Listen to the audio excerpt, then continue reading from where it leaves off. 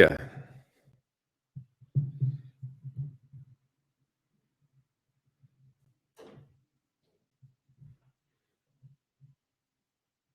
Wow. People actually showed up to this thing. That's amazing.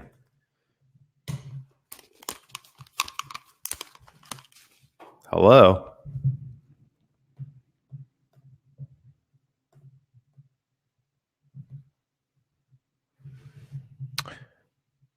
All right, guys. If you want to talk, you can hit the little buttons over here. I guess you can't see what I can see. All right. Yeah, I can definitely see the chats. So if you have any questions or thoughts or ideas, go ahead and hit the little chats. Hi, Selma. I miss you.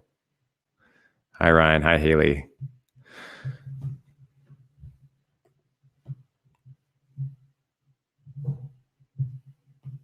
Selma, your book is amazing.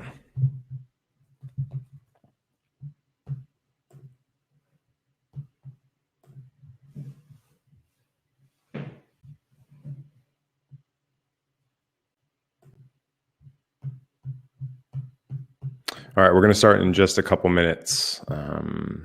There's still some people kind of trickling in.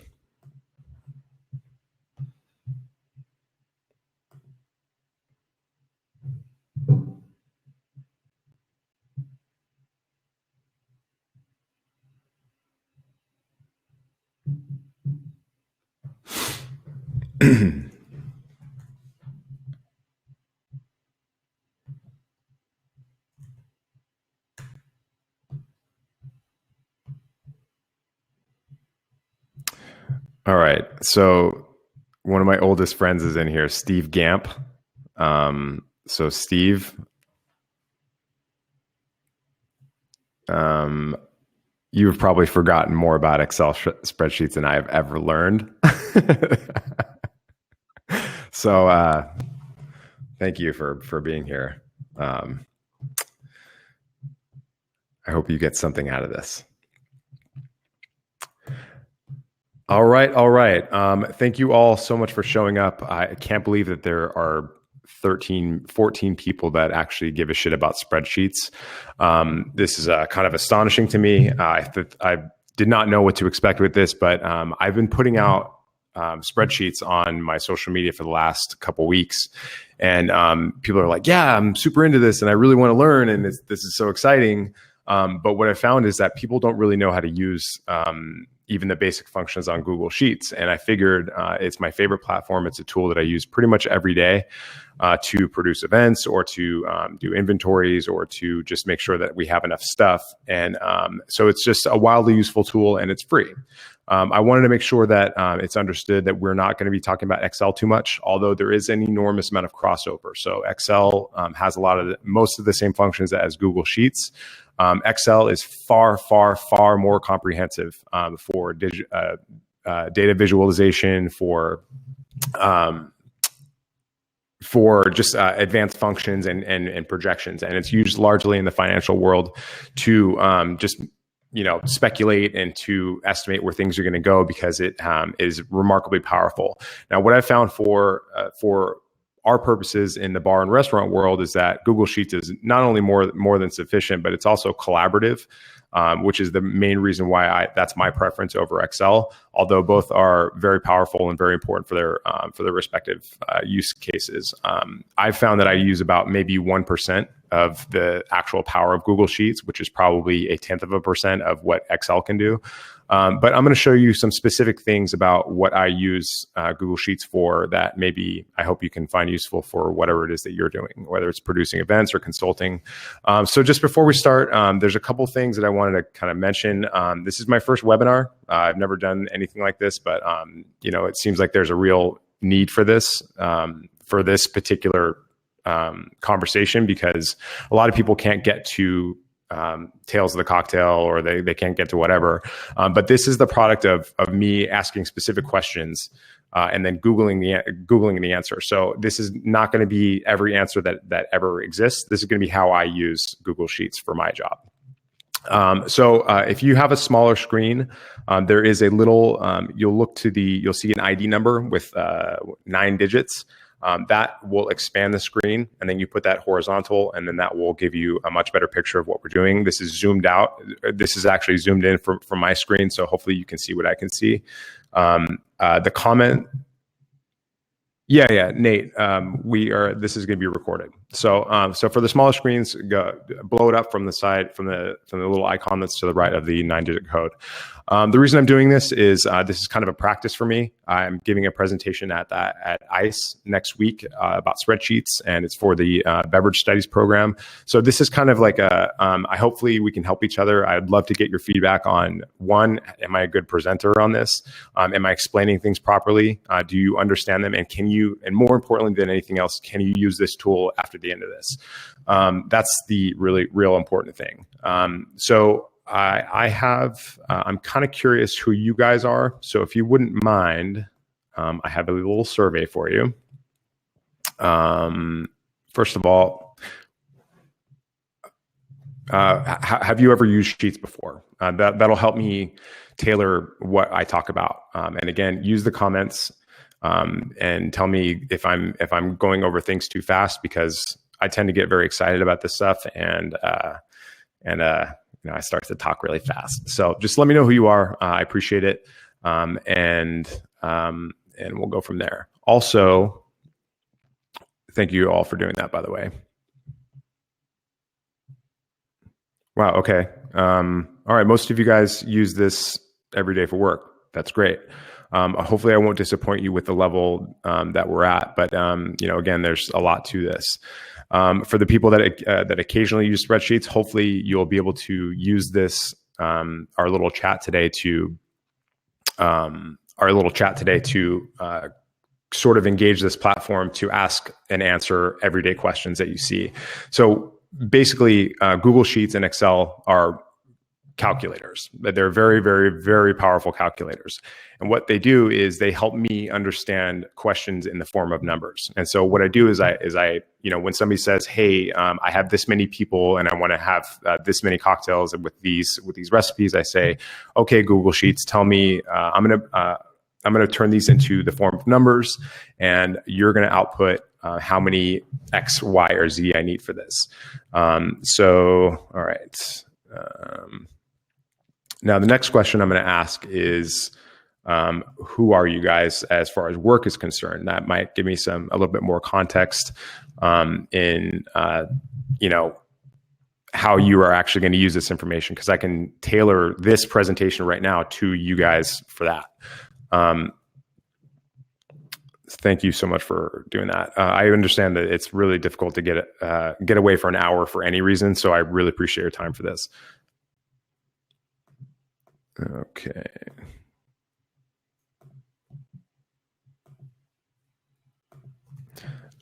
All right. Okay. All right. That's a good mix of folks. It's a good amount of bartenders, mostly bar and restaurant owners, and a couple brand people. So a few folks in marketing PR. We even have an author in there. Thank you. All right. No hotel owners. All right. Can work with that. Okay. So I'm using this. I'm using a Mac. I'm using a PC for this, and I also use Android phones. I'm one of those guys. I like to tell my stuff what to do rather than be told what to do. But if you use a iOS or an Apple, a lot of the functions are the same. I'm going to be referencing the control button, which is basically the same thing as your Apple button on your Mac. But we also use Alt and Shift and Tab. So, those are going to be pretty much the same. There's also buttons on a PC that I don't think every Mac has, including the home, the page up, page down, and delete. So just bear with me if I miss something, let me know, or if it doesn't apply to you, then just put it in the comments. All right. One of the biggest reasons that I like Google Sheets is because the iOS and the Android apps are wildly functional, like very functional. In fact, one of these sheets I'm going to show you today, I actually put together 100% on my phone. So now I'm going to give you guys a cheat sheet, because I don't expect to go through every single function that exists on on Google Sheets. But if you download this and print it, it'll give you a pretty good idea of some basic functionalities and kind of a broad overview. So the sheet is in the chat room right now. Go ahead and download that. And then if you want to reference that throughout the chat, that's fine. Okay, so formatting is very important. A lot of people, they gloss over the formatting, but your sheets have to be pleasant to look at. And if they're not, then people are going to not understand the information, or they're going to, it's not going to be as meaningful for them. So let's go ahead and look at a banquet event order. So if you don't know what a banquet event order is, it's basically how we communicate to large groups of people exactly what the intention of an event is. So if you'll notice, this is actually formatted to print, which means that you'll notice that the sheets, there must be a little formatting there, but normally this little part right here would be lined up on the second page. And that's really important because you can print front to back and make it look really nice, and just hand somebody a laminated copy of a sheet, and that will be the single thing that they need. Now, this sheet is not formula dense. So this is kind of just an example of how you can use Google Sheets to convey some information. This is actually the exact sheet that we use at the Campari Academy. And I'll show you some fun little things that I put in here to make it more interesting and more usable, and to automate certain features. So can you guys all see this? I just want to make sure. Okay. So you should have your device horizontally, or you should be on a desktop or a laptop, and you can see this a little bit better. But if you can't, then I'm going to go ahead for you advanced users. I'm going to put the link to the folder that I'm referencing in the chat, and that way you can request access to anything that we're talking about, and I will give it to you, and then you can kind of play around with it while we're chatting here. So that's an example of one of the most collaborative features of Google Sheets. So you'll notice here, this is all just static information. By static, I mean there's no formulas. It means that there's no, we're not trying to have any dynamic information in there. This is just straight up information that is not expected to change.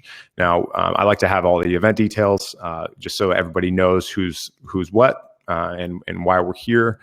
This would be where the menu goes. You'll notice that this number over here is set, and we'll get into that in a second. But the menu is basically where I put daiquiri, Negroni, and Manhattan. And so that is just so that people have a quick reference of exactly what we're serving that day. The action is basically the run of show, and this is what I expect everybody to do. And this is when we know, this is so that everybody understands where they're supposed to be and when. That's far from a comprehensive run of show. I would typically also have that in another tab over here. So the setup instructions is kind of like the basic stuff. Again, this is just static information. This is just a paragraph. The mail's here, so my dogs might start barking. The event intention is super important. It has nothing to do with Google Sheets, but why we're here is just as important as how we do our job. It informs how we do our job. Start time. This is formatted for numbers and time. So let's go through that real quick. So here's the title of the document. The document is the name of the document is very important. Where you put it is also important. You have to be able to quickly reference these things. In your Drive, and you go to drive.google.com, you'll notice that there are folders. So this is the main drive. This is in reference to my business. This is the content webinar. These are all folders, and this is how I can easily reference all my information. I spend a lot of time just making sure that my documents are organized because I need to know where they are. Otherwise, a weapon unused is a useless weapon, and if I can't find it, it just doesn't matter. So all of my documents are in here. I'm a big fan of identifying in the name of the document exactly what it's for, where it's supposed to go. And then you can actually right-click this menu, and you can get a ton of information. So you can quickly preview it, get a quick visual reference of the document that you're talking about. or you can share it very quickly. You can get a link to it really quickly. You can organize it more if you want. I don't use the workspace function. It just doesn't matter to me. And then you can also have this available offline in case you're working from a train or whatever. Rename it, blah, blah, blah, blah, blah. So this is that's kind of my basic file organization. Inside of the documents, you have your standard file menu. And this is where you can download. You can export or download these files in several different formats.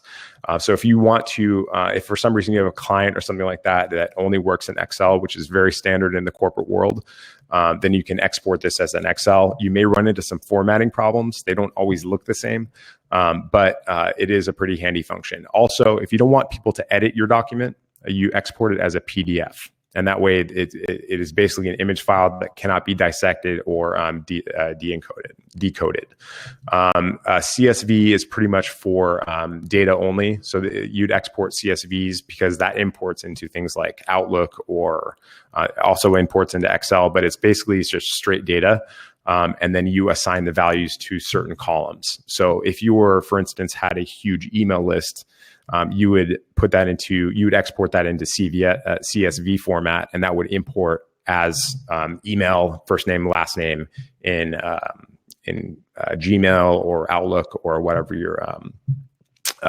your email client is. So this is all really handy stuff. It's all depends on what the actual use case is. So again, this chat is more about the concept of using this tool to ask questions and then having it deliver answers to you. So I'm not trying to say that this is, we're not going to be able to comprehensively cover the mastery of this tool in 60 minutes. But hopefully I can get you to a point where you're at least more comfortable to engage this tool to, solve everyday problems. Cause that's ultimately what people want us around for, is that's to solve problems. You can also email this as an attachment, and I believe you can change the format for that as well. You can say PDF or Microsoft Excel, and that's handy. But this is kind of depends on if you're in the Google ecosystem. So by Google ecosystem, I mean using Gmail, Google Drive, and Google Keep, and all any number of their software products. So all this stuff is free. All they ask for is every bit of information that you've ever had about you ever. So they know everything. Okay, so we'll move on past that. Edit menu is a pretty standard menu as well. Notice over here, this is really important. You don't have to necessarily remember all the shortcuts. But one hand should pretty much always be on the keyboard because if you have these shortcuts, then that's going to move things along much, much faster. So when you're thinking of Google Sheets in terms of learning another language, if you're able to get past the mechanics of saying, what do I need to do this? If you can get just the reflexive use of shortcuts, that's going to make your life a lot easier, a lot faster. And I would highly recommend spending your time learning the shortcuts because it really just zaps through this stuff. Like I could probably recreate this document that I showed you in maybe 20, 30 minutes, but I use it all the time. And the way I use it all the time is I use this function and I make a copy and then just rename it. And so that way I don't have to do the same work over and over and over again. So view, freezing rows. That's one thing that I didn't understand what it was called. And for the longest time, I didn't know how to do it. But freezing rows is just like, I want to always see this row on the top. So you say view, freeze rows, view, freeze row up to current row 6. And that way, when you scroll down, you always see it. Now, if I'm going to hit Control Z or Apple Z on Mac, and you'll see that it's done. And you see that the freeze row is gone. So if I hit redo, which is also up here, Control Y, and then I redo it, and then you can see how it's the panes are frozen again. That works on rows and in columns. So this is when I say rows and columns, I'm going to hit B right here, and this is a column. D is a column. E is a column, and then rows are right here on the left. And so I can select an entire row, 7, 8, 9, 10. And if there's D and 9 up here, then you can see that every cell has its own has its own map location. And that's going to be really important when we start talking about formulas, because when we reference these specific cells, that could be dynamically, it could be some letters, but we're going to want to do that when we start getting into formulas. And this whole thing is we're not going to get crazy on formulas in this thing, but I do want to show you a couple of fun things that can make your life easier, I hope. So going back to the menu, grid lines, this is kind of make it look prettier. I encourage you to play around with these things. If you're going to use these documents that I'm going to show you, that's in the folder, make a copy of them and then put them on your own drive. That way you can tamper with them indefinitely without fucking up my game over here. All right. So insert row above, insert row below. These are great. Most of these things can be done with the right click menu, or if you're on a Mac, I think it's Apple click. And that will give you a whole menu of things to work with. So I'm going to hit Daiquiri here, and then right click on a PC, and then Apple click on a Mac, and it gives you all these different options. So I could delete the row, I could delete the column, delete the cell, and this tells you where it's going to go after you delete it. Insert link, all this other stuff. Comment we're going to get into when we start talking about collaboration. But I'm going to keep on going, keep on trucking with the menu. So formatting is, again, very, very important. You can put themes on it. I encourage you to play around with this stuff, play around with the data. But this is not a data-centric sheet, so we'll get into this stuff a little bit later. This is where you get the basic stuff like bold, italic, underline, strike through. And most of this stuff is actually already here on the board up here. So I typically don't go all the way to the menu for this. And if there's a shortcut for it, it'll show it to you right here. So I don't really use the format menu too much. Data, this is when things kind of get a little, so data, this is when we start getting into sorting and filtering and changing views and stuff like that. Data validation is a fun tool. Data validation basically means that you are, saying that these are the certain parameters that are allowed for this particular piece of data. So for instance, you can say like, I'm going to give Google Sheets a list and Applejack.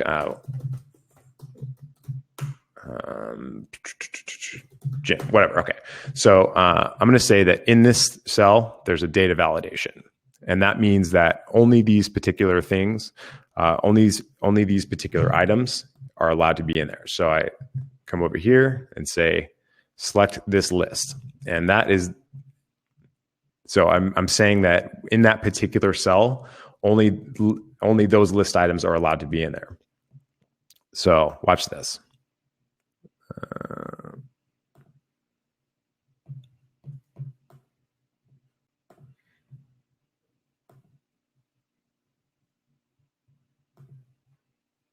Oops.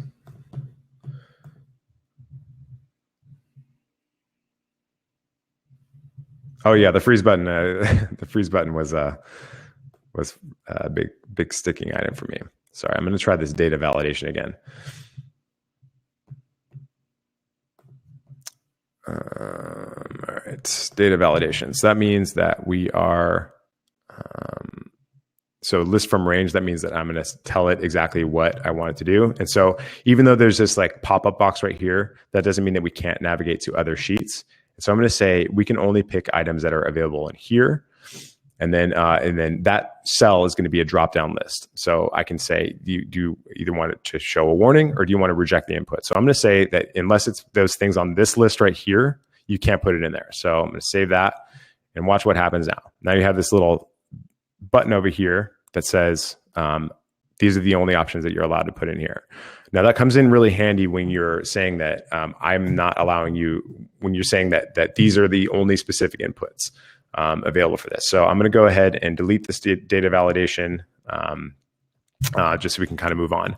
All right, so let's get really wacky. So normally, I would say that I would have a separate cocktail calculator, and I'm gonna show you my nerdy ass cocktail calculator in a little bit. But for this one, I want to show you something that I put in here. It's called an array formula, and a query to text. And what that does is it's going to look through. So these are all. Notice how remember how I was talking about specific cells and what they mean. So J3 is J3 right here. And then when you see a colon next to that, that means through. So as in like, so from this, and this is called a range. So from this cell through this cell, and you'll see it's all color coded. So there's like this mustardy yellow color. You'll notice that right here. And so that means that this formula is referencing here. And so what I've did, this is a pretty complex thing. We're not going to get into formulas this complex, but I just want to show you guys an example of how you can use this to automate your process a little bit. So if this is an Appleton daiquiri, watch what happens over here. Simple.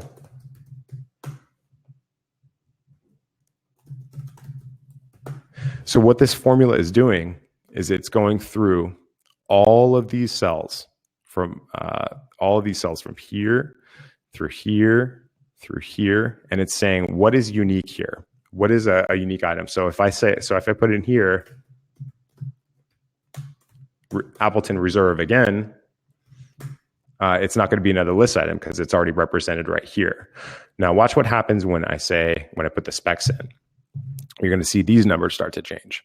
So Appleton Reserve. So let's make a daiquiri. So let's make a nice dry daiquiri. How about that?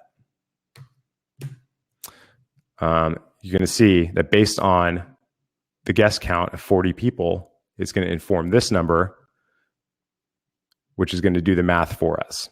So 40 times 2 is right here. Does that make sense? So we'll keep on going down the line. Let's make a nice, and these, just a note about this is like when we're doing cocktail recipes, especially, we're talking about recipes that are represented in decimals. So you can't say like a fraction or in milliliters, for instance. So I've made the decision that this entire sheet is going to be based on ounces and liquid volume. So simple syrup, 0.75 ounces, 0.75 ounces. And you'll see that we have a tidy little load list right here. Now, because of this formula over here, this one over here, this big array formula, if I say that there's another cocktail that has a 2-ounce base with Appleton rum, then it's going to automatically add all this stuff up for us. So, so this is a pretty tidy cocktail calculator. It's nice to have this kind of stuff. Am I going too fast? I feel like I always go too fast with this.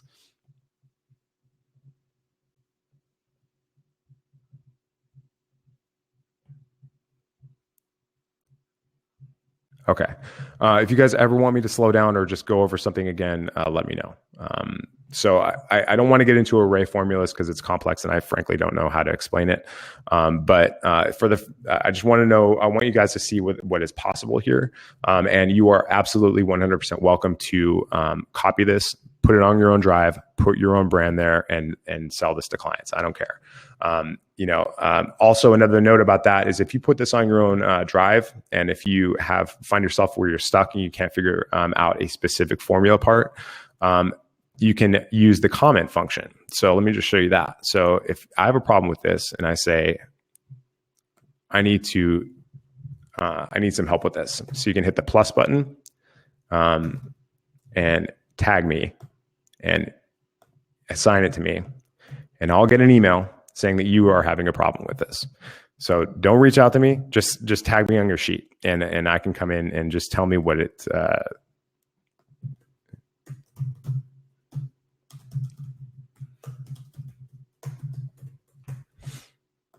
And I'll get that, and I'll say, and I'll probably ask you a question, and we'll figure it out together.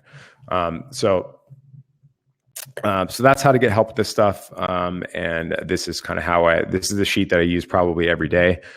Typically what I end up doing is I'll call this like If this webinar were an event, I'd say this is 217,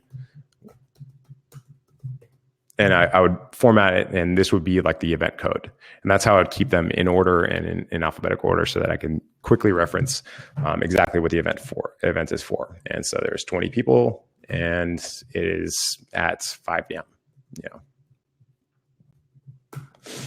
All right, so that is my BEO. Again, I try to make this as simple as possible to use, although it did take me quite a while to figure out how to get all these formulas in here.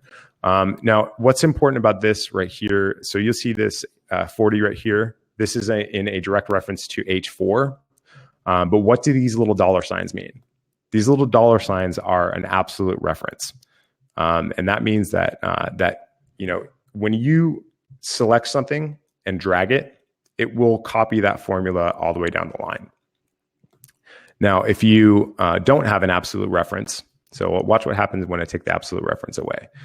I forget what the shortcut is there, but you can turn on and off absolute references very easily with a single button push, I think. So H4, this number is in reference to this number. So H right here and the number 4 over here. So H4. So when I say that we're expecting about 40 people, this number will change dynamically. So when I say 100 people, that'll also change all the math because this is also in reference to H4. So you need to turn that off if you're expecting a low velocity cocktail at an event, for instance. So that number is H4. So if I take that formula and I drag it down here, what's going to happen is that formula is going to change. So we have H4 in reference to this, in reference to the guest count. But when I drag it down, look what happens. It starts going down the line. So when I drag this from here to here, it's going to start counting from here to here. So you'll see that these numbers line up. Does that make sense? But in order to turn that off, I think it's like F3 or F2. In order to turn that off and create an absolute reference, I'm going to put a dollar sign in front of the H, and what that does is that's going to lock in the H column. Now that doesn't really help us out much when we're talking about rows. So I'm also going to lock the 4 as an absolute reference. So it's only going to reference this cell. Now, if I did, watch what happens if I don't lock the row 4, is we'll have the same problem. So I'll drag this, and now like when I'm in the cell, and if I hit the bottom right, you see that little plus symbol. That means that it's going to start adding for you. When you drag it, you can drag it horizontally or to the side, and that will copy the formula that's in that cell. And so, look, nothing happened because it's still moving along because we didn't lock the rows. So to fix that, I'm going to say I want this only to reference H4, and so the absolute reference is dollar sign in front of the column and the row. And so now I'm going to take that and I'm going to copy it again, and boom, we have our good. So hopefully that's all pretty clear. Are the categories next to the ounce for each recipe, the total amount of bottles and quarts and their respective sizes? Yeah. So just to make things easier, so what I've done with this particular one is, so the Appleton, this is a reference to which number cocktail it is in case somebody, you want to reference them a couple different ways in case somebody says cocktail 1, or if it's like a weird name and nobody knows how to pronounce it or something. I just say cocktail 1. For our purposes, it's just going to be Appleton Daiquiri cocktail 1. But the way to break down the information that's to make it the most usable for me is I want to have the individual serving spec. So that's again, this is represented in ounces. It could be, you could easily convert this into mils. If you really wanted to get nerdy, although not very fast in service, you could convert this into weights. You can turn this into a data validation so that you can do different math based on what the measurement is, what the unit of measurement is, and this would change the multiplier. I didn't do this in this sheet because it's a lot of work, but I'm sure somebody's done it. Joanne, I bet you've done it. But so for our purposes, it's just liquid volume in ounces. So I want to know the unit that I'm just reaffirm which unit I'm talking about. This will spit out the total amount of ounces of that unit. So 100 servings at 2 ounces is going to be a total of 200 ounces. And then this is how many 750 milliliter bottles there are. This is how many liters that is, and this is how many quarts it is. And that's based on, if you notice the formula up here, M3 divided by 32. So M3 divided by 32, which is quarts. And so in 33.1 ounces in a liter, 25.81 ounces in a 750 milliliter bottle. So it just does the math for us just so we can see it. This one, the total ounce for that particular ingredient is more relevant for, is more relevant for, if you're having enormous batches and you want to make sure that it fits in a 640, ounce 5-gallon bucket, for instance. If you want to break down this information a little bit further, let's just throw a formula in there. Let's see what happens. So if I want to know what the total batch size is, what I'll do is I'll say, I'll select the cell that I want the information to output to, and then I'll hit this button up here. And I'll hit this button up here. And this is the formulas function. So this has really basic stuff, but it also has some wacky stuff that I would never, ever use. And this is what I was talking about as far as being an engineer or being in finance. There's a lot of stuff that I'm just never going to use. So I think I use about 1% of what, 1% of what Google Sheets can do, which is far sufficient, which is plenty sufficient. So I'm going to sum this up. So another great thing about Google Sheets, and Excel does this as well, is it gives you basically a mini tutorial for everything. If you really want to know, it'll tell you, and all you have to do is ask it. So hopefully, we can learn how to ask in this webinar. So what this is right here, this is called syntax. And so if you're looking in so if you're looking to there's basic functions that you find in math, like there's a sum, average, count, max, minimum. So minimum amount, maximum amount. I don't actually know what that does. Average is an average, sum is a sum. Sum is the added total. So if I want to know what the sum of something is, I'll say I want this cell. I'm going to start over again. I'm going to say I want this cell to give me the sum of whatever range I choose. So what is the range? When you have this prompt right here, when you see the cursor blinking and you see the equals sum parentheses, that means you can select cells individually. You can hit the control button and say, I want a sum of this cell, the sum of this cell, the sum of this cell, and hit return, and it'll tell you the sum of those cells. That doesn't really help us here. What I really want to know is I want to know what the total batch size is. So I can hit this and I can select the range that I want to know what the batch size is. So I'll hit 200 and I'll just slide it down. And then hit return, and you'll notice again, you see the M3, which is the reference of that cell, and then through, which is the colon sign, M11, and then you hit return. And that outputs the entire size of that batch. Now, and this is a dynamic number. This is probably the single best reason why Google Sheets and Excel are better than a pen and a paper. Because oh my God, I missed a whole sheet of my RSVPs, and now I'm expecting 200. That number is going to change dynamically for everything. So, if you're using, I just don't think pen and paper is really relevant anymore. Sorry, guys. So I would definitely encourage you to download the apps as well. That's going to help you in the field to kind of adjust on the fly, especially as far as events are concerned. These sheets work as well on a web browser as they do on your phone. It's just the way to go. All right. So moving on. In order to see what formula is in a cell, what you can do is you can double click on it. So when you double click on a cell, you're going to see exactly what it's referencing. You'll see some absolute references here. And that way I could just kind of drag it and drop it and make sure that the same exact formula referencing the same cells was copied and pasted. So you'll see the same absolute reference up here. And then whatever I put in here, it'll multiply. So if there's a dash of bidders. And the way I represent, you may be asking, like, how do you represent bidders in the form of ounces or whatever? I try to keep that pretty relative. And also, just on a side note, you should be doing batch. If you're doing batches that are huge, do your bidders a la minute. But for the sake of argument, let's say I'll say 0.01. Basically, what this means is I just need this to show up on my load list to bring a bottle. Ooh, somebody's chatting. Hi. All right. Does that make sense? Is that good? Yeah.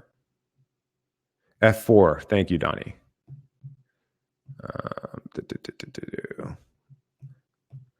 Okay. So that is kind of, hopefully that's a kind of a basic understanding of the way events are, the way I kind of roll with events. All right. So I don't think we need to talk about bold and italic. And we talked about columns and rows. We talked about conditional formatting. No, let's talk about conditional formatting for a second. Conditional formatting helps you kind of make information relevant based on the values that are in the sheets. So I'm going to say, let's do a new spreadsheet. And I'm going to show you a cool trick about how to, add up values. So let's say you're doing a schedule.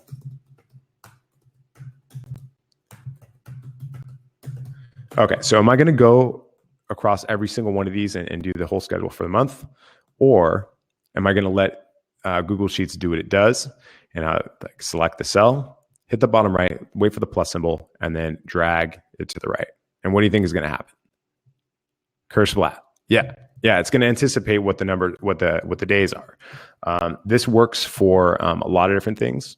So if you are doing number ranges, for instance, 2, 3, 4, these are fun. So if you click 2 of these cells and you start dragging it over, then it'll actually anticipate. It'll anticipate the integer shift, or I don't know what that's called, but watch what happens if you do like a little bit of distance between them. So 2, 4, and I'm tabbing in between. I'm tabbing from right to left, by the way, and you tab to the right to hit to the right cells, and then you shift tab to go to the left. 6, 8. Now, if I hit these 2 cells, what do you think it's going to do? It's actually going to do the same integers in between.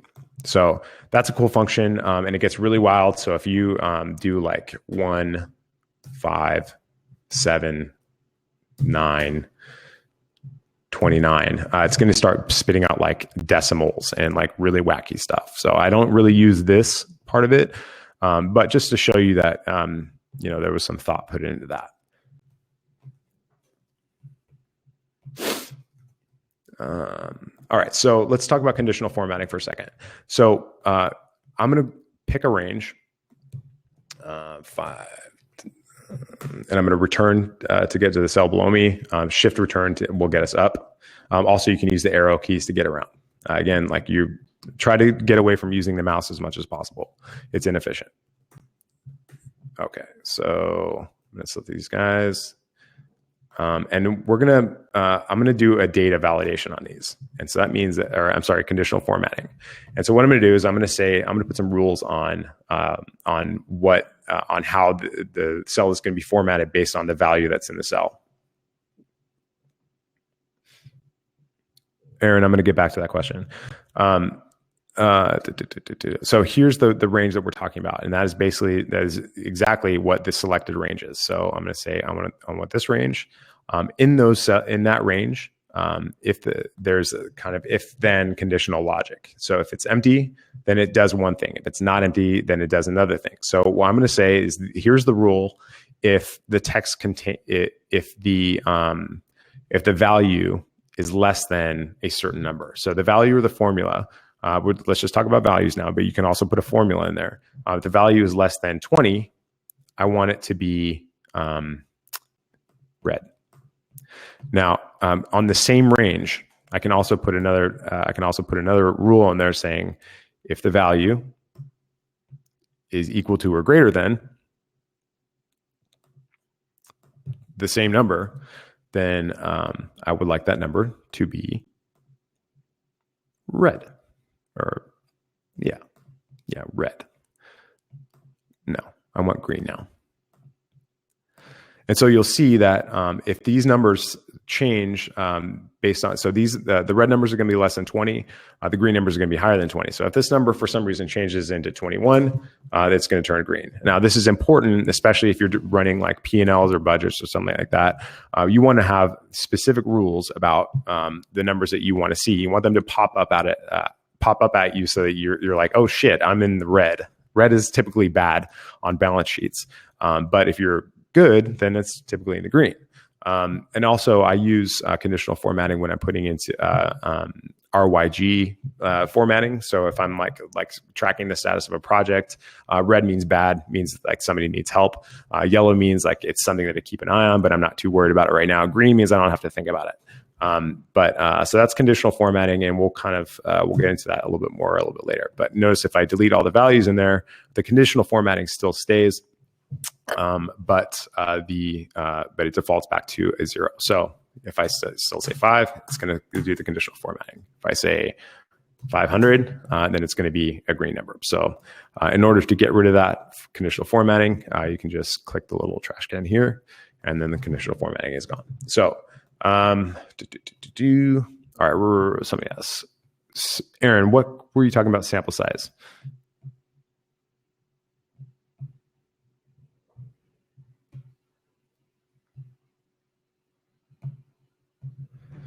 Okay, we're moving on. All right, so conditional formatting, resizing. I think resizing is pretty important.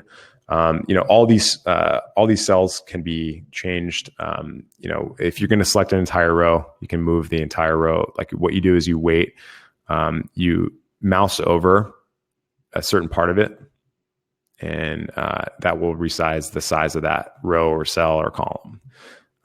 Same goes up here. This is good for formatting, just to kind of emphasize certain information and de-emphasizing others. Sorry, I'm trying to keep this moving, guys. I'm going to hit Control-Z twice to just undo what I did.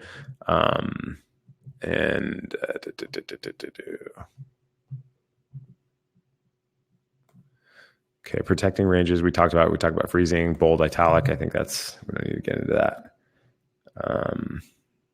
Okay, so we talked about syntax, and let's go into another sheet just so you can see this in context. All right, let's talk about building a bar budget or any kind of budget.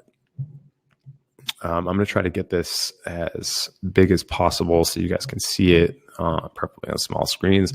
This is like an event P&L. So if I'm pitching a job and I'm saying this is how much the job costs, or this is what I need to make on this, this is a retail model. So this is showing like if I'm selling drinks. I don't really do this very often, but just I figured this might be helpful if we're talking about using this tool in context. How do I get this bigger? So I'm gonna hit the up here in the top toolbar, you'll see this drop down menu, and that will change the size of the data. Hopefully you guys can see that on smaller screens.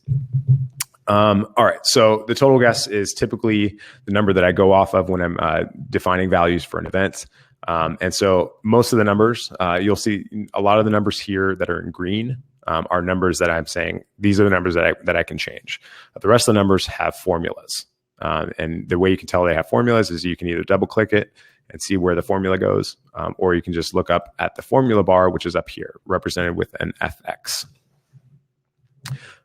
So let's say I want to know what the profitability of this particular event is if everything goes to plan. And just FYI, it never goes to plan.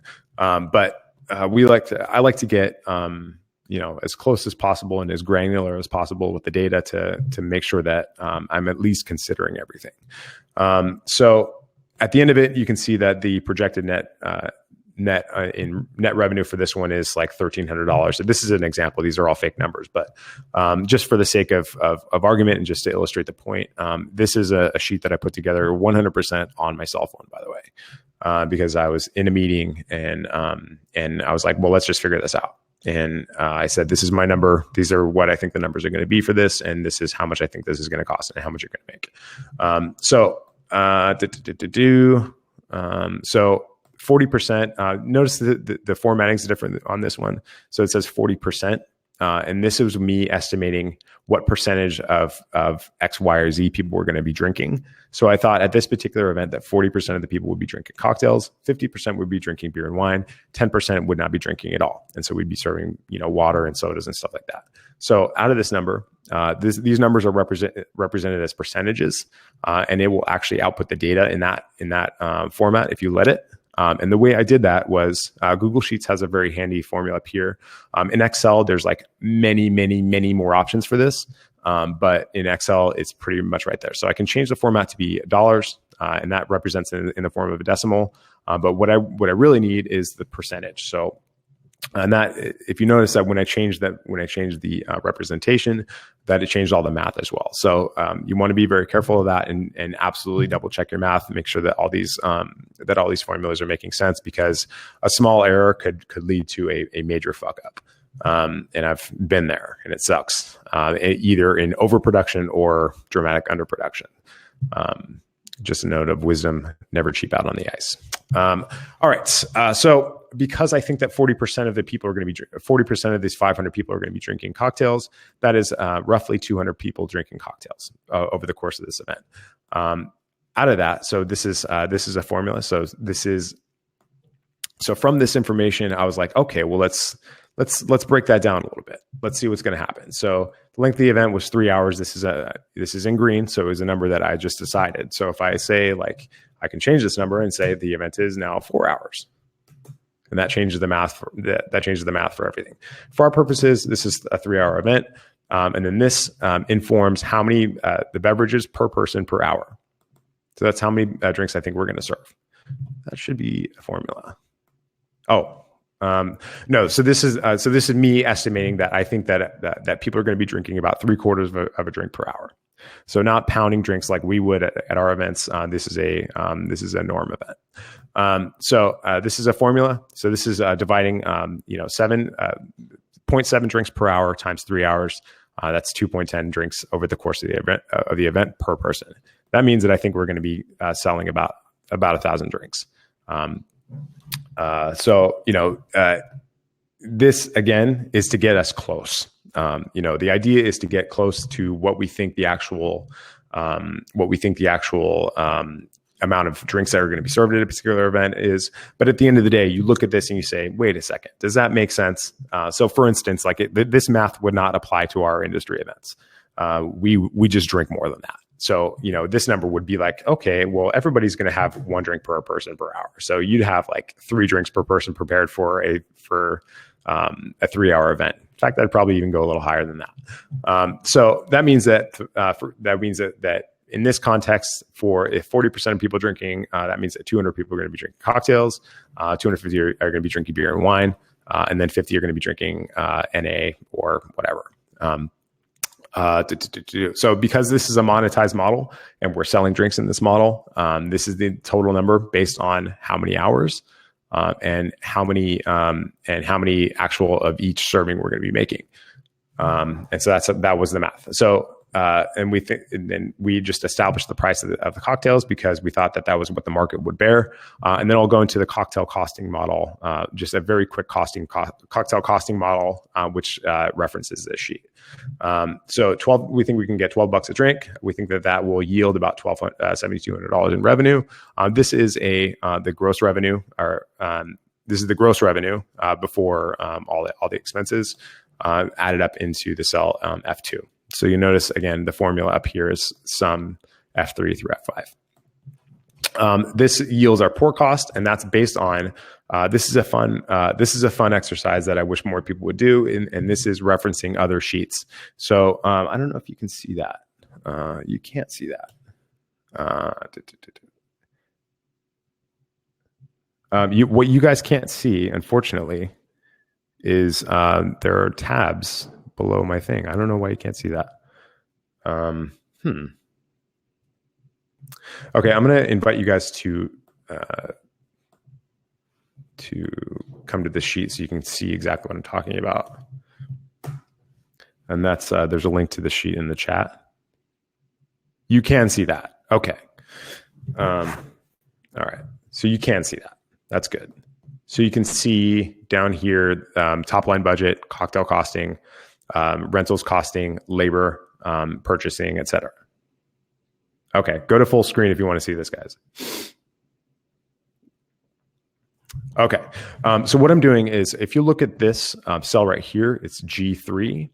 You'll see an interesting formula here. Now, what this does is it is referencing this particular tab and a certain cell in that tab.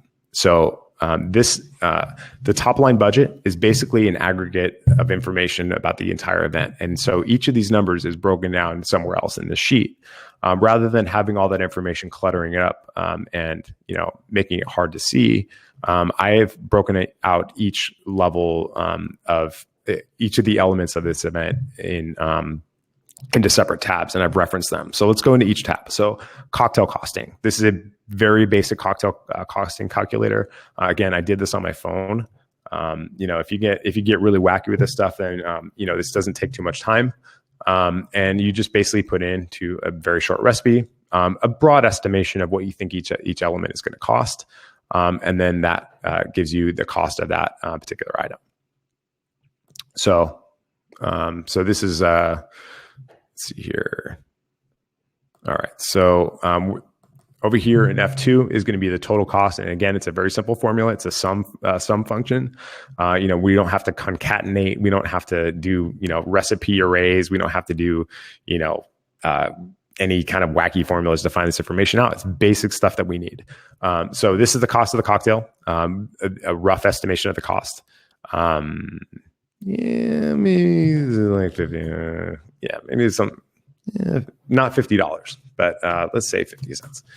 So we think that the actual cost of this cocktail is going to be $1.82. That cocktail is going to be the pour cost is going to be 15%, which is a good number if you're in events. And the total number of servings, and we think that that's the total cost of producing this particular cocktail. So we talk about the average pour cost, and this is again in reference to all the cocktails. So we think that this cocktail is going to cost $181 to make. We think this cocktail is going to cost $96 to make. We think this cocktail is going to cost almost $300 and down the line. And so you can cost out, do a broad estimation of what we think each element is going to cost. And then we say this is the total ingredients cost based on, again, if you click these numbers and you see the color coding, you can see where they're referencing. So you don't have to go up to G, you don't have to go down to 7. You just look for the color. So this mustard yellow color is right here, G14. You notice this box also scrolls with you. G14 right here is going to be this purple color. G21 down here is going to be this turquoise, and then this plum jam down here. We do this every day in our cocktail bars, but if we have this kind of sheets in our arsenal, we can very quickly anticipate what the total cost of an event is. And for an event producer, specifically cocktail events, you're able to get a lot of information conveyed to your clients very quickly. So this was mostly an internal document for me. I don't think my client ever saw this. Because I marked it up. So that's the cocktail costing just for events. And again, it's very broad facing. It's not very specific, but it's a reasonably loose approximation of what you can expect a drink to cost at your event. Moving on to rentals costing. So this is, again, these are just numbers that I pretty much made up based on my experience of renting this kind of equipment. And this is also upstate. I think these are kind of upstate numbers. These are not Manhattan looking numbers, but you want to know basically what that's going to cost. Labor model is, how many bartenders. So this is a good example of using a time function.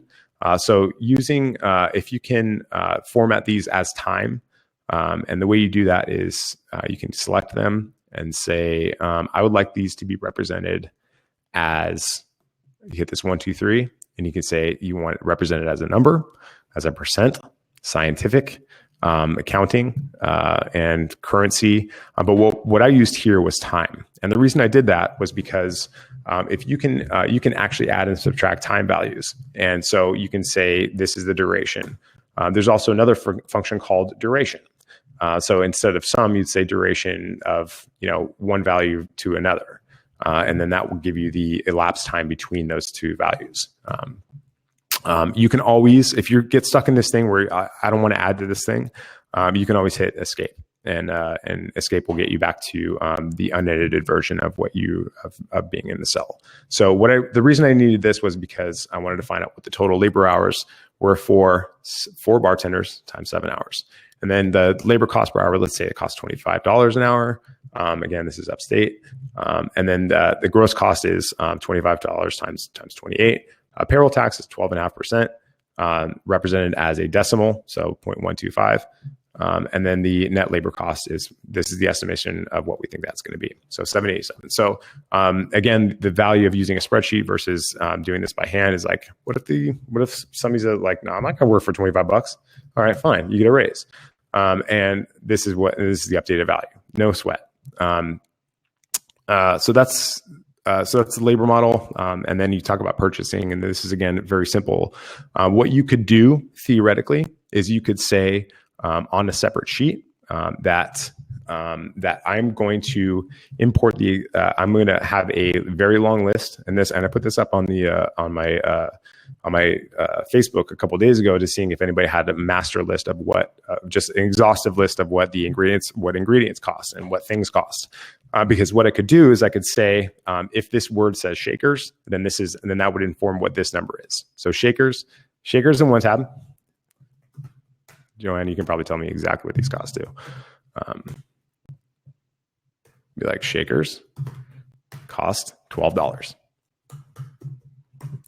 Not 12. I want this entire row. I want this entire column to be money representations. So anything you put in here is going to be a money representation, by the way. So you can do entire columns and rows like that. So what you could do is you could be like, okay, well, if this says shakers, then this number is going to be 12. And that is represented in as a data validation. Okay. We're not going to get into that. We're already at an hour, and I feel like we're 5% through this. Okay. So this gives you a rough approximation of exactly what everything's going to cost. And all these numbers are ported into the top line budget. So I have this broken down. These are basically what the tabs are. So beverages, this is from the total cost of each of the components of the beverage service. We think that's going to be about $2,000. The labor is ported in from, and this is how you reference other tabs in the same document.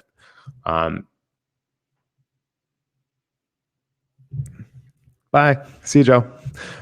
So labor is ported in from a different tab. So you'll notice that this has to be exactly worded the correct way. In fact, I think it's even case sensitive. So if I said labor, oh no, okay, it's not case sensitive. So you can say you're referencing labor. But if you look up over here in the formula bar, it specifically says labor. And so if down here you say rentals costing, boom, right here. So it has to be an exact reference to the name of the tab. And apparently you don't need the parentheses either. So does that make sense? How I'm referencing the different tabs? I'm looking at the comments. Yeah. Okay. All right. And then, so all this is added up together. So this is like an example of what a fee would be to produce all this for somebody. So the gross revenue would be F2, and that is F2. And that is a representation of these numbers. So all these numbers are linking up together. So if I changed one number over here, so if I change the price of this cocktail of a beer to $10, then that would change the gross revenue amount. And now the item net would be the revenue minus the cost. And so that puts out this number. And so labor is obviously a hard line item. Rentals is obviously a hard cost. Purchasing is a hard cost. And then, your fee is a cost. So to arrive to the number of projected net, you just add up the revenue minus the cost. So the reason this is important is because, when you have a client that's like, we're just not making enough money on that. And then the difference between that is right here. So you can be like, okay, well, I want to sell beers for $7. You're like, well, I'm going to spend all this money to make $2,500. You can go ahead and go fuck yourself. So you can be like, okay, well, let's go work on the numbers. Let's go figure it out. So maybe we need to get $14 for a cocktail, and you can just model it out there live for them on your phone. You're like, okay, great. One thing I would advise as an entrepreneur and as a professional is that this number, once you set it, doesn't change. Okay. So does that make sense as far as an event P&L? Yes, I hope so. Okay. All right. We're going to end up getting to all this stuff anyways. I feel like just over the course of just showing you how these sheets that I already have work, that you'll see what the functions are. So I'm going to move on to the next sheet. I'll go ahead and share that in there. A generic bar budget. This is when things get a little bit more comprehensive. But I'll go ahead and share that with you guys as well. So you can see exactly what I'm talking about.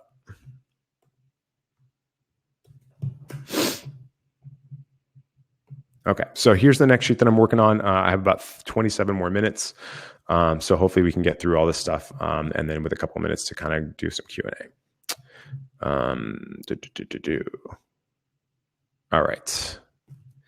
So the next sheet is generic bar budget. And so this is kind of a top line projection of what I think a bar would do. And this was based on a very specific thing, actually.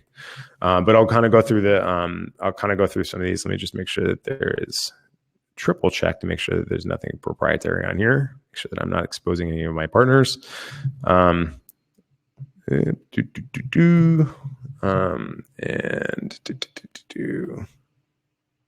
Okay, I think we're good. So again, here is the way I typically organize my the way I typically organize my budgets is like I like to have as much of information as front and center as possible, so people can make snap judgments and they can say, okay, well, this makes sense to listen further. So I'll typically have a budget splash page, and that's what this looks like. So let's so a lot of these numbers are references to other tabs on the sheet. So I'll go ahead and start looking at those first. So distribution model, this is how everybody gets paid. The revenue master, this is how exactly how I think every hour of the day at a bar is going to be monetized. Again, all these things break down into numbers. So if you're not thinking in terms of numbers, then chances are you don't have the full picture. So what I'm kind of asking you to do is start, thinking in terms of numbers. So here's the revenue master. This is how I think people are going to be spending money per hour per day. And this is for the one that I actually use. This is a simplified version of this, but I typically have this broken out into different seasons as well. Okay, so purchasing budget. This is a basic budget. Seasonal staff. This is kind of accounting for different things like labor cost and insurance and all that stuff. Again, this is a very simplified version of what I typically do for if somebody says, "Hey, build my bar for me." So the shift cost breakdown is very important. A lot of times people don't estimate exactly what the hourly cost is of their staff is. So these are based in New York. These are the things we have to consider here. So let's say here's a 1040, which I believe is the prevailing minimum wage here. It's as little as we can legally pay people, tipped employees. Obviously, you want to do better than that, but for the purposes of this exercise, this is the minimum wage. So you have to think about state unemployment insurance. Again, you'll see these absolute references again. That means that it's only going to be hitting. It's only going to be considering B3. So this amount right here. And again, if you double click a single cell, you'll see that it's exactly where the formula is and where it goes.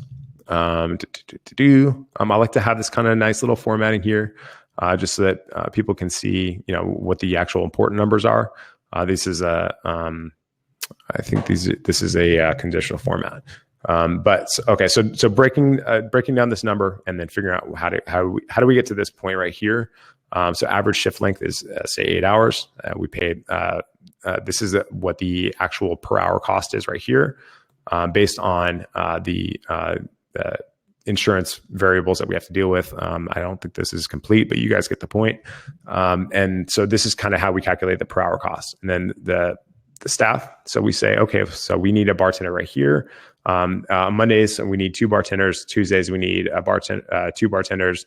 Wednesday, we need 2 bartenders. Thursday, we need 3 bartenders, and so on and so on. These are the floor staff numbers. If typically you'd have people on here.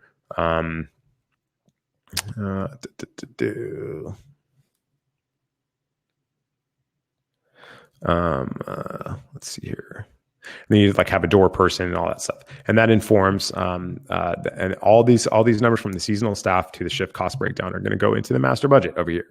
So the purchasing budget is very simple. We try to estimate the things that you're specifically going to need if you're opening up a new bar. Blah blah blah blah blah. Let's say here we need a compressor. We need 1 of them, and so in order to finish this thing, we're going to sum out. We're going to do this. Oh, not that. C21 multiplied by that one. And that's the total amount that's going to cost. Now, what if we needed 2 compressors or 3 compressors? That's going to automatically calculate that number. And that number is going to automatically update the master budget because they're referenced, they're linked together. It's just awesome. I just love that feature. So you estimate your gas bill, your electric bill, blah, blah, blah. So your revenue master, this is an important part. And everybody should have this when you're thinking about how much it's going to cost to open up a bar. And these numbers should be represented in your budget somewhere. How much do you think you're going to be making? Based on the square footage and based on, how much your drinks cost and blah, blah, blah, blah, blah. So you'll notice that a lot of these numbers are made up, but these are the only made up numbers over here. The rest of them are formulas or components of formulas.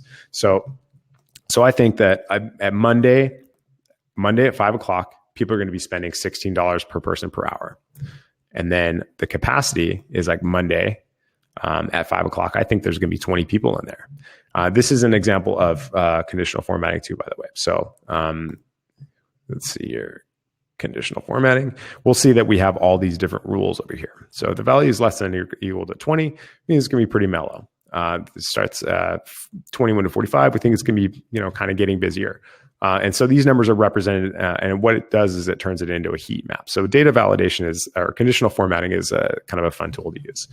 So anyways, back to it. So we think that on Monday at 5 o'clock, they're going to be spending $16 and there's going to be 20 people in the bar. And this is going to be the revenue for that hour, for that day of the week. We estimate.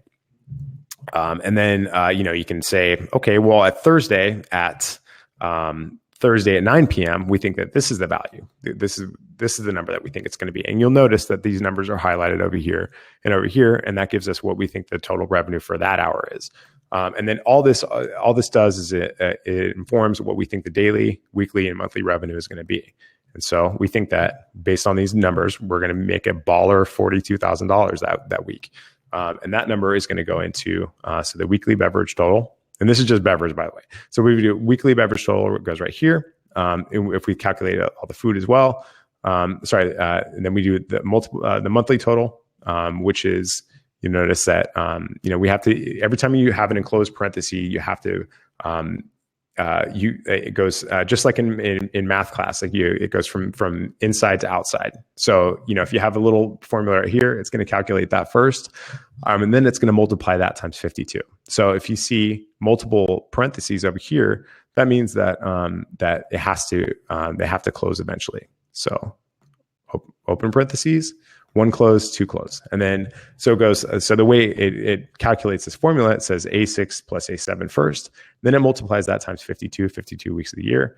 And then it divides that by 12. That gives us our monthly total, or what our estimated monthly total, or the daily, and then the daily average is A5, which is the monthly total, divided by 31. So the number of days in a month, in the average month, or the number of days in a month. So, I mean, you can get really serious about that if you want to talk about the number of days in a year and blah, blah, blah, blah, blah. But, for the purposes of estimating, this is sufficient for me. So the distribution model says how everybody gets paid. The gross revenue is represented by, the monthly totals of those particular months. Then the net revenues, that's the revenue minus the cost. And you get it from there. All this information goes into a master budget. All this information goes into a master budget. So When we're talking about like just typical static costs, all those are going to be represented here. These are also opening costs. All of these numbers inform this number or this number or this number or this number. And then that informs these numbers, and that talks about these numbers. And again, if you want to go through these and talk about and click each specific thing, you'll see exactly where the formula goes. But it will output exactly what everybody gets paid, when they get paid, and based on this model. And so, the value of having a spreadsheet like this with all this information linking together is that you can kind of run different scenarios and different models based on whatever the particular needs are. Does that make sense?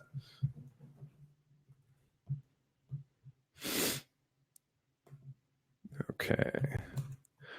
I'll assume so. I think a lot of people had meetings at 2. It's either that or I'm starting to get a little boring. So hopefully that's not the case. But moving on. So that is event bar budget, cocktail batch calculator. Okay. So this is kind of a experimental document that I put together. This is kind of an experimental document. And the question here was, how do I estimate how much ice do I need and how much ingredients do I need based on the information that I have? So I'm going to go through this document with you guys. Again, I would love for you guys to kind of pick this up and take the ball and run with it. There's a lot of information that I have just so many questions constantly about how do I do this more effectively? And the real question is like, how do we do this and eliminate waste? How do we get to a point where we have exactly what we need with no more and no less within a certain degree of variance? And so like understanding what that variance is it's very important. We don't know how much people are going to drink per hour. We don't know, this is why I've always advocated for like drink tickets, for instance. If we issue drink tickets for events and say, this is how many you can have, you can give them to your friends if you're not drinking, you can, whatever. But one ticket equals one drink means that we know exactly how many drinks to prepare. So when we have these events at like Tales of the Cocktail, Made in America, we do it's like 30,000 cocktails or something like that. We just have no idea what people are going to drink. So we have to, get as close to on demand as possible, but we also have to be prepared for anything because help is far away. So this sheet that I'm looking at. Let me share the sheet. So I'm going to hit the share button. I'm going to say copy link. So this means that anybody can view. There's a bunch of different options here. So anybody in my company can edit with it. If I can change this link to do anything. So I can say only specific people can access, only people from my company can access, only people from my company can comment, only people from my company can view. For our purposes, we're going to do more. So we want to see on public on the web.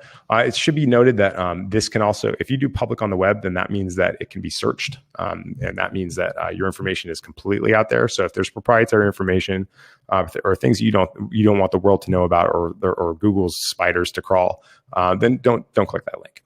So I'm going to click on anybody with the link. That means that I'm just going to share it with you guys so you can see so you guys can edit. And now, if you want to edit this with me, be my guest, because this is kind of, I'm really hoping that we get to a point where we can collaborate as a community and really solve some big problems. And that's what this is what the tech industry does, is they solve huge problems by collaborating. And we have this available to us. It's all free. And I feel like we can do better. So I sent the link to the documents. Hopefully you guys are already on. You should be able to say, I want access to this. So if anybody wants to jump in there, be my guest. But other than that, I'll just go through it. So this number is a master number. It should be highlighted in green. So I'm just going to go ahead and say that this is a cell that we should be editing right here. That's G17. Now you'll notice that that when we change this number, all the numbers change. So, oops, never mind. I guess this must be a newer or older version of this. All right, so I made this generic, but this was made for a specific event, very blazing hot outdoor event. So we had to overestimate quite a bit. But I've always been, the math isn't quite right here. So I had to, I ultimately overrode my own decisions and just kind of went with my gut, which did, in all fairness, lead to a bit of waste. But we had enough and my client was happy and I got hired again. But So let's just go through it. Now over here, you'll see lists. Now this is really important because what I did was I put these lists together to talk about displacement values, but these are also, you're going to see these represented in drop-down lists. So if anybody has any thoughts on this, so what I'm thinking of, like snow cone ice, if you put snow cone ice in a glass, 90% of that 90% of that glass is going to be with ice. It's not going to be with other stuff that you can put in that. So that's the displacement value. And I represented that as 90%. Crushed ice, a little bit less, but still mostly ice. Hotel ice, that's shit shell ice. I was thinking that would take about 75%. And this is hardly scientific. I mean, I'm just like kind of making estimates based on my experience. And then cold draft Hoshizaki, roughly 60%. And that means that there's, 40% of the available volume inside of the glasses for whatever we want to put in it. And this is important later because, what I'm doing is I'm adding formulas to the overall batches to make sure what the actual serving is based on the size of the glass. And we'll see that in a second. So 2x2s, I would say that maybe that number's not right. So let's come back to that. And then Colin Spear is going to take roughly half the volume of the glass too. Again, this is all relative. It depends on the actual volume of the glass. Dilution percentages. This is depends on the drink. Everybody's everybody's got their own opinion about what the right dilution ratio is. My advice for that is just shake one out and then measure it. And if you like it, then that's the number. And this is just the basic conversions of, again, this is all in fluid ounces. Pardon me. So this whole sheet is going to be in fluid ounces. You kind of have to decide, unless you want to do a bunch of other work, which involves doing a lot of this stuff, saying that, 1 mil equals 30 ounce. 1 ounce is 30 mils, and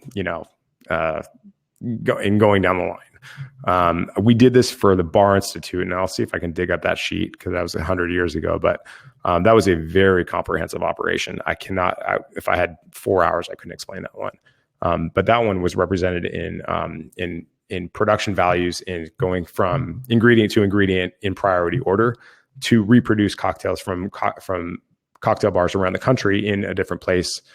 In like a remote location. So we had to do this inside literally a hotel room one time.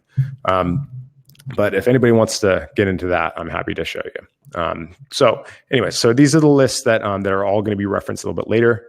They're in the data validation, in a data validation. So let's go. These are, so we did rum punch, old fashioned, magic something, I forget the name of this one, and brand X and cola. So brand X and cola, let's start there just because, no problem, Jesse.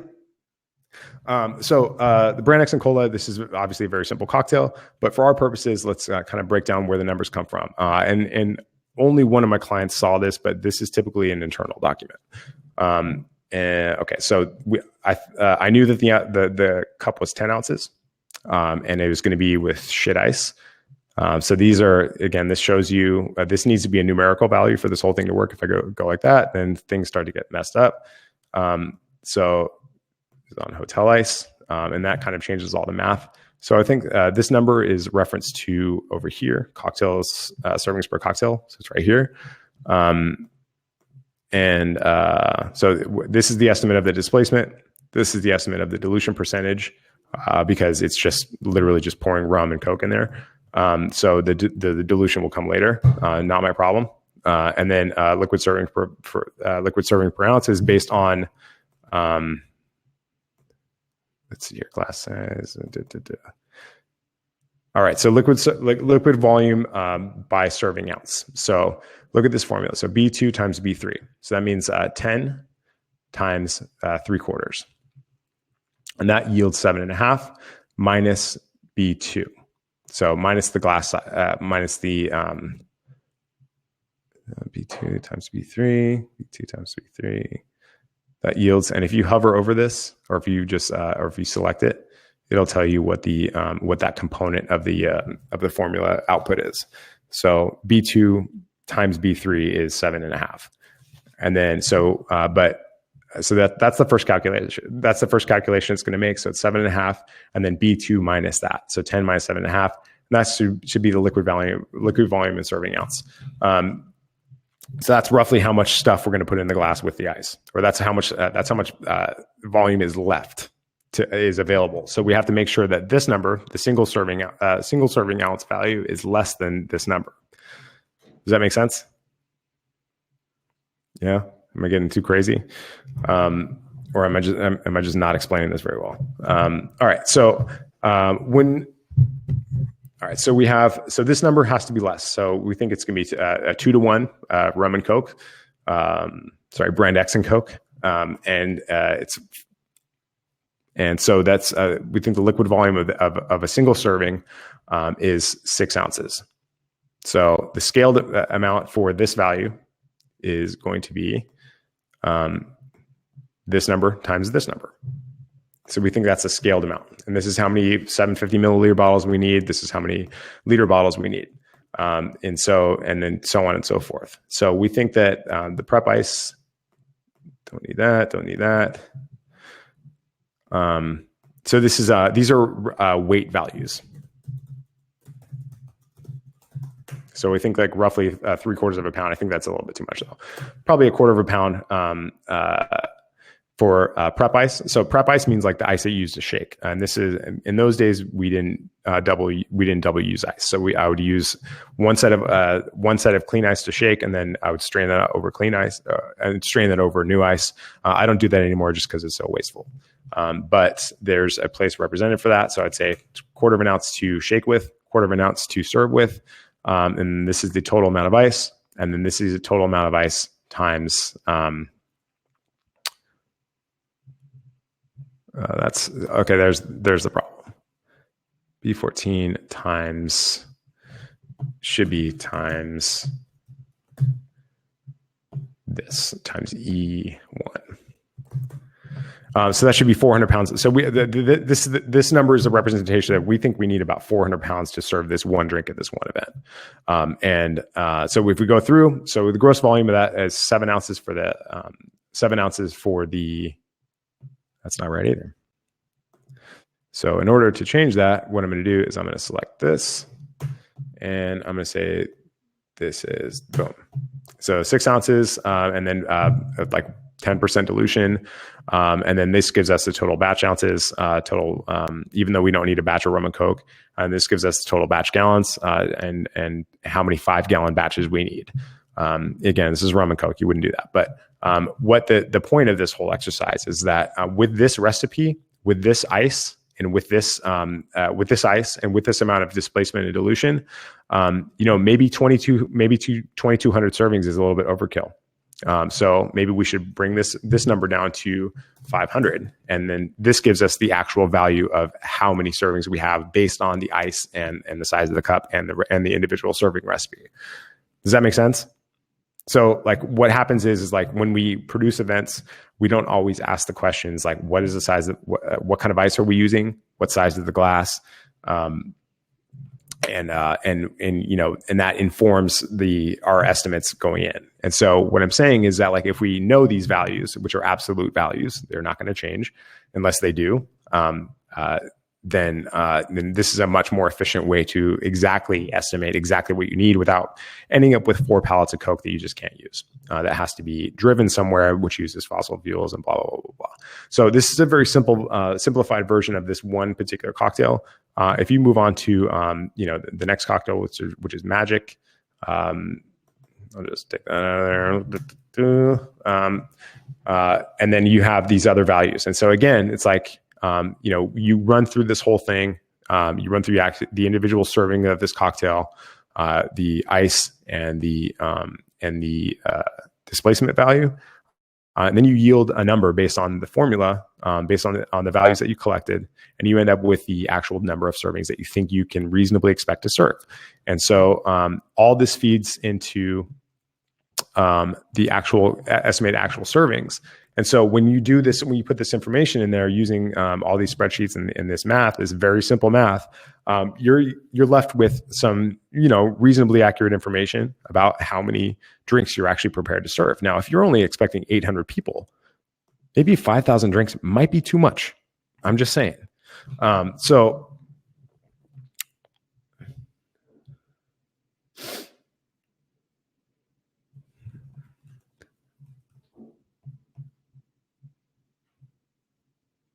Yeah, no, Aaron, that's probably a good technique. At the end of the day, you really want to kind of just use your best interest, but your instincts.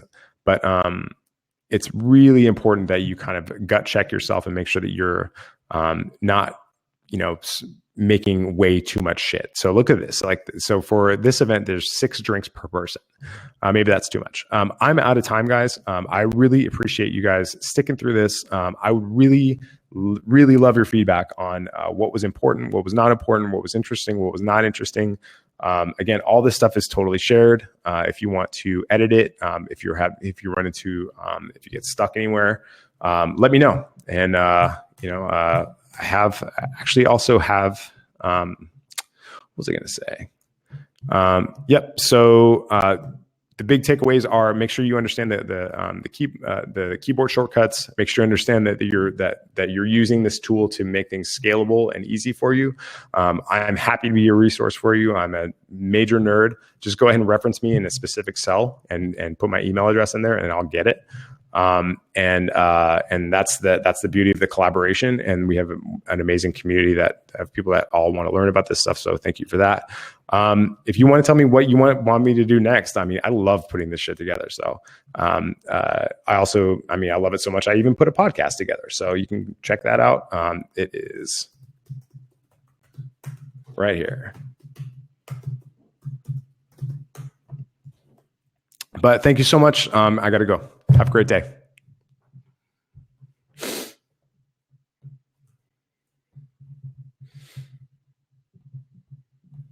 Thanks, guys. I have a couple minutes behind I have to go pick up my kid in half an hour, so I was going to take a shower before that. But if you guys have any questions, let's go through it. I can do like 10 minutes.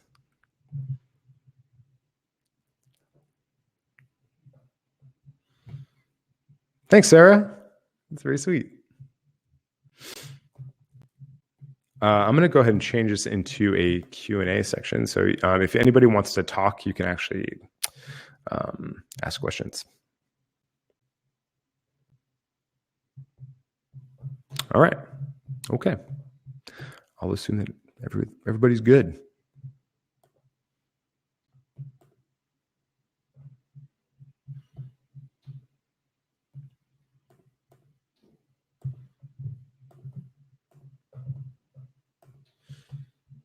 All right, y'all. Thanks again. Have a great day. Take care of each other. Talk soon. Bye.